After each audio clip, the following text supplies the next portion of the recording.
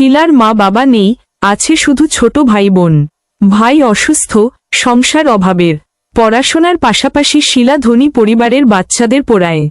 সেই টাকায় সংসার আর ভাইয়ের ওষুধ চলে। শিলা প্রতিদিন রাতে ঘুমানোর সময় ভাবত কিভাবে ভাইয়ের চিকিৎসা করাবে, তাদের পড়াশোনা করাবে।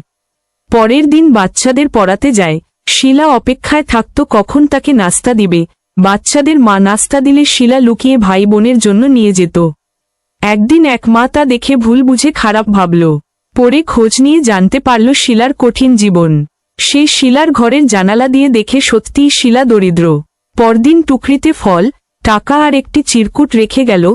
চিরকুটে লেখা, তোমার শুভাকাঙ্ক্ষী। শিলা দরজার সামনে টুকরি দেখে অবাক হল। সেই টাকায় শিলা ছোট ব্যবসা শুরু করে, ভাইকে চিকিৎসা করাই। ধীরে ধীরে অভাব ঘোচে, ভাই বোনকে নিয়ে সুখে থাকতে শুরু করে। আর অচেনা সাহায্যকারীর জন্য প্রতিদিন দোয়া করত।